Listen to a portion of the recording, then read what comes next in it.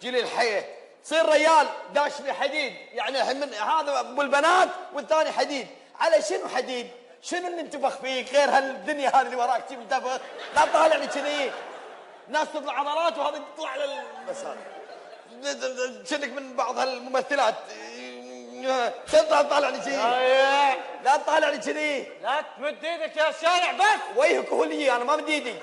شلون ويا؟ يلا يلا روحي، ما اشتهيك ولا اشتهي امك. يعني انا اللي استهيك. تكفى حبني، لا تترجى، يرحم والديك حبني. لا تترجى. يلا عاد اطول لسانك. يلا اقول لك يا شايع. يلا ولا قاعد تطولها. يلا يلا يلا لا قاعد تطولها.